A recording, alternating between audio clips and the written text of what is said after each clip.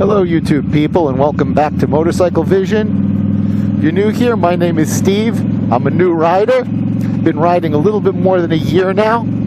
Started riding in my 50s, and here we are.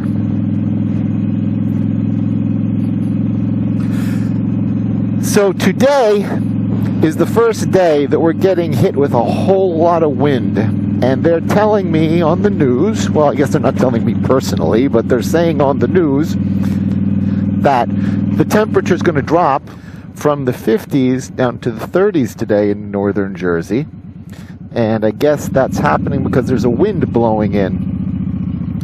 And every hour, this wind seems to be getting stronger and stronger, and the temperature starts dropping more and more. So I took the bike out before it dropped too much and the wind got too intense.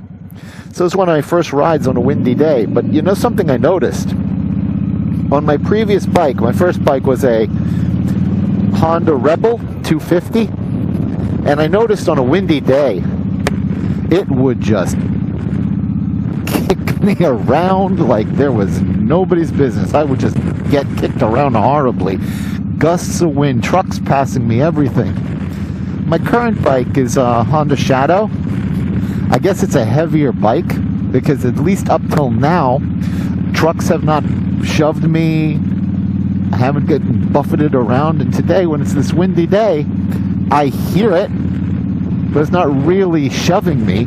It's not doing anything terrifying. I remember being terrified. And like every time a truck would go by me, my bike would just about change lanes, whether I wanted to or not, and it would do it sideways. I was going in a straight line, and it would just change lanes anyway. This bike, thank goodness, it doesn't do that. So far, so good. No wind problems, no terrifying features.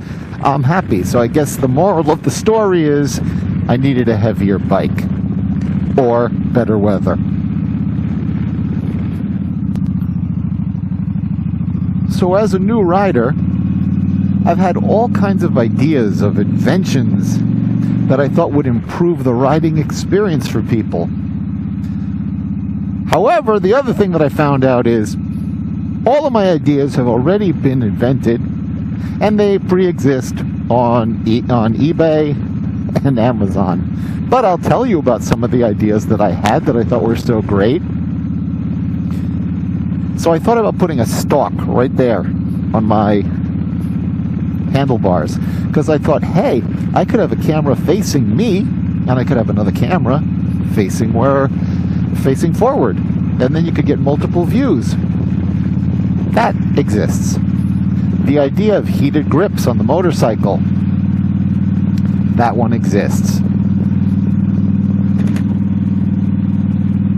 I thought about adjustable shocks, but that exists.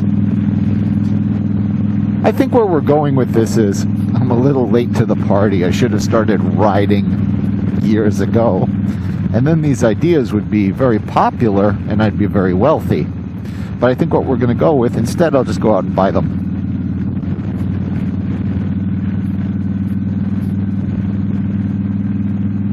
So I missed riding season. I'm glad to see the winter's over.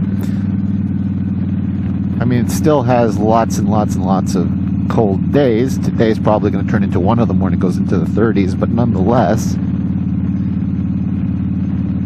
You have a question about washing your bike. I'm afraid to take a hose to it, so I've been doing like a wet sponge because I'm afraid that hot bike, cold water, cracked metal. You know what I mean? So I am curious. How do you wash your bikes? I mean, what do? Take it out of the garage first and, hose it down, dry it off, and that's when you go for a ride? Or do you drive it out to like a public place that has the hoses and the sprayers and everything else already set up for you so you don't have to? But at that point, it's already a hot bike. So what do you guys do?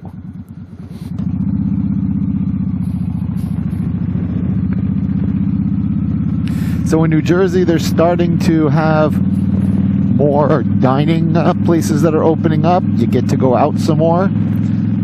I will tell you, it's not too good for the movie theaters, though. Even though they're opening up, I really like watching my stuff at home.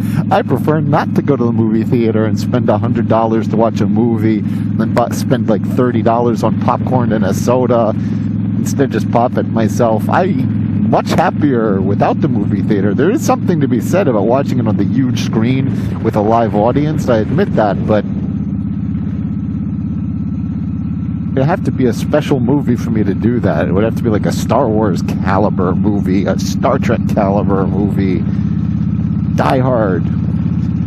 Not so much, oh, here's somebody's latest movie. That I think I'm just going to start waiting. Another one of those inventions. Is there any way to put a gas gauge on a motorcycle that didn't come with one stock? I know my bike gets about 40 miles to the gallon. I get to the 45-mile marker, and that's when I buy gas. Why 45 if I get 40 miles to the gallon? Because it holds more than 1 gallon. And if I put in much more than 1 gallon, I just watch it overflow over both sides of the tank. So, yeah. Don't need that, don't want that.